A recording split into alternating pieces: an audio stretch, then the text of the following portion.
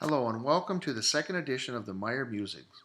Today is September 11th, 2015. As you know, the Meyer Muses are based on the three-component framework: management, instruction, and learning supports.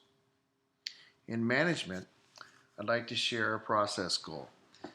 Grade levels will organize and create 7 to 8 units of study for implementation during the 2016-17 school year.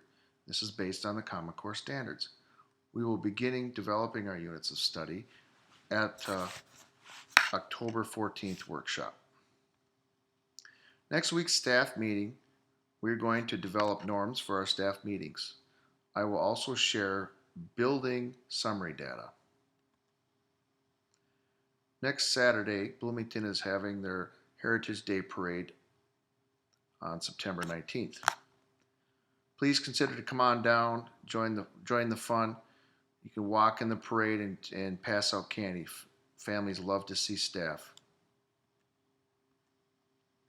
Please update your web pages weekly with the following: something about reading, something about math, block, which would be science,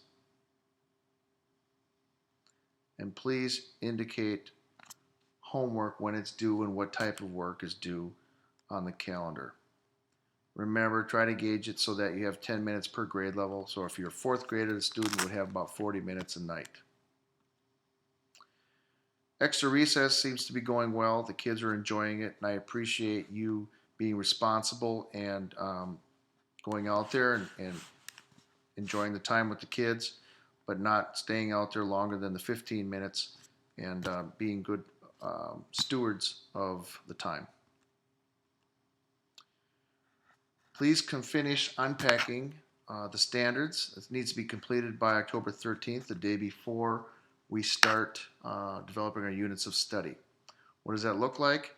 This is the first grade model. If you see the 5 columns, most everyone has got all 3 columns done. The hard part is the proficiency scales, but we still have some grade levels who have not completed what types of common formative assessment they will use. And then the 5th column is when you're going to review the results.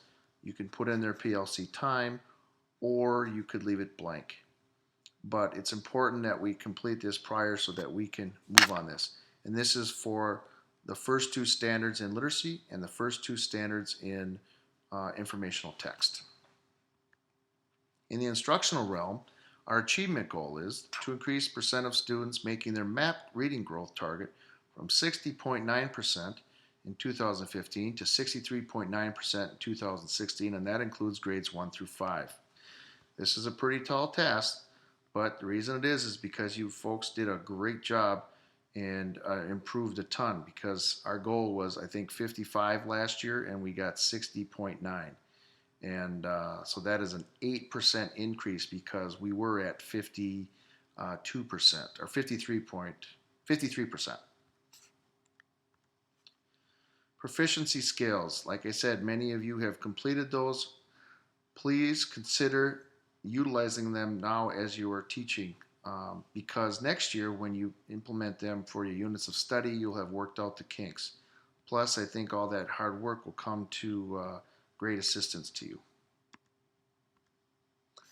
At this time, the first 20 days of reading should be taking place in all classrooms. There are 3 plans. There's a reading workshop first 20 days for kindergarten. If you click on that link, you'll see the schedule. There's a reading workshop the first 20 days of teaching for grades 1 and 2. Click on the link, you see that schedule. And for grades 3 through 5, it's located in the Fontanus and Pinnell text. In the learning supports realm, our goal is home and family engagement in schooling. We're going to focus on attendance, communication reports, which is about attendance, and then surveys. Stay posted, there'll be more information coming. Mental health support schedules. I'm working on figuring out where and when we'll have support. Hema is going to be our cultural liaison. She is going to be here 1 day a week, about a 1/2 day a week. And DJ is coming from Cornerstone. He's going to be here about 1/2 day per week as well. I'm working on the Google Doc for attendance. I got some information from Kathy Torito so I could do what they call a data dump, so I don't have to write in the names myself. I just have to start putting it into the document. And I'm continuing to start my work on the attendance video that I'll push out to families. Thank you for another great week. I am continuing to be impressed with all of your efforts. I can't thank you enough for our all hands on deck approach, especially when we were working on how we're going to monitor the crosswalk. It makes our place a great place to be and make our kids safe.